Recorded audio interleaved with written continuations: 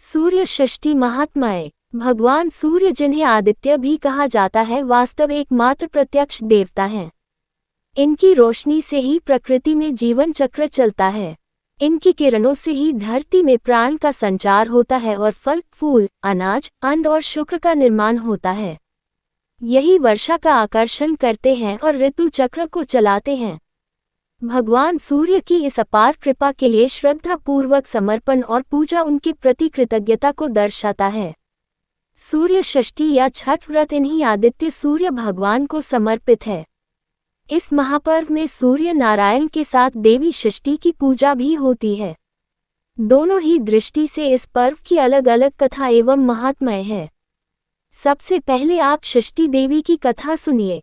छठ व्रत कथा। एक थे राजा प्रियव्रत, उनकी पत्नी थी मालिनी। राजा रानी निसंतान होने से बहुत दुखी थे। उन्होंने महर्षि कश्यप से पुत्रेष्ठी यज्ञ करवाया। यज्ञ के प्रभाव से मालिनी गर्भवती हुई, परंतु 9 महीने बाद जब उन्होंने बालक को जन्म दिया तो वह मृत पैदा हुआ।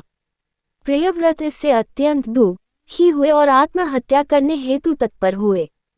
प्रियव्रत जैसे ही आत्महत्या करने वाले थे, उसी समय एक देवी वहां प्रकट हुई। देवी ने कहा, प्रियव्रत, मैं षष्ठी देवी हूँ।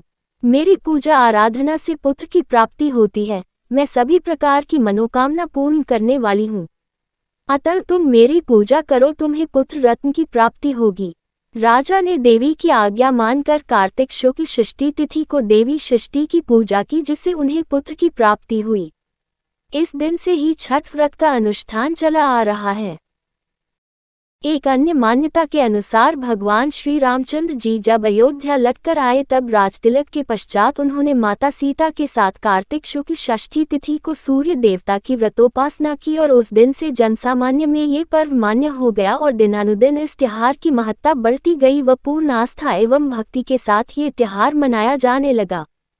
छठ व्रत विधि। इस त्योहार को बिहार, झारखंड, उत्तर प्रदेश एवं भारत के पड़ोसी देश नेपाल में हर्षोल्लास एवं नियम निष्ठा के साथ मनाया जाता है। इस त्योहार की यहाँ बड़ी मान्यता है। इस महापर्व में देवी षष्ठी माता एवं भगवान सूर्य को प्रसन्न करने के लिए स्त्री और पुरुष दोनों ही व्रत रखते हैं। व्रत 4 दिनों का होता है। पहले दिन यानी चतुर्थी को आत्मशुद्धि हेतु व्रत करने वाले केवल अरवा खाते हैं यानी शुद्ध आहार लेते हैं। पंचमी के दिन नहा खा होता है यानी स्नान करके पूजा पाठ करके संध्या काल में गुड़ और नए चावल से खीर बनाकर फल और मिष्टान से छठी माता की पूजा की जाती है। फिर व्रत करने वाले कुमारी कन्याओं को एवं ब्राह्मणों को भोजन करवाकर इसी खीर को प्रसाद के तौर पर खाते हैं। षष्ठी के दिन घर में पवित्रता एवं शुद्धता के साथ उत्तम पकवान बनाए जाते हैं। संध्या के समय पकवानों को बड़े बड़े बांस के डालों में भरकर जलाशय के निकट यानी नदी, तालाब, सरोवर पर ले जाया जाता है। इन जलाशयों में ईख का घर बनाकर उन पर दिया जलाया जाता है। व्रत करने वाले जल में स्नान कर इन डालों को उठाकर डूबते सूर्य एवं षष्ठी माता को अर्घ्य देते हैं। सूर्यास्त के पश्चात लोग अपने अपने घर वापस आ जाते हैं। रात भर जागरण किया जाता है। सप्तमी के दिन सुबह ब्रह्म मुहूर्त में पुनः संध्या काल की तरह डालों में पकवान, नारियल, केला, मिठाई भरकर नदी तट पर लोग जमा होते हैं। व्रत करने वाले सुबह के समय उगते सूर्य को अर्घ्य देते हैं। अंकुरित चना हाथ में लेकर षष्ठी व्रत की कथा कही और सुनी जाती है। कथा के बाद प्रसाद वितरण किया जाता है और फिर सभी अपने अपने घर लौटाते हैं। व्रत करने वाले इस दिन पलायन करते हैं।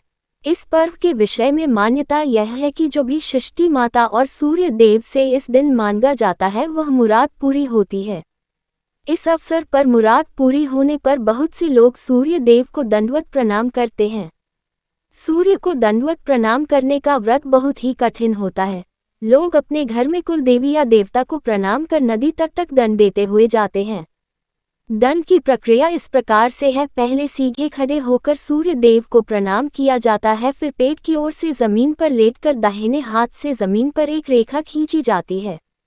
यही प्रक्रिया नदी तक पहुंचने तक बार बार दोहराई जाती है।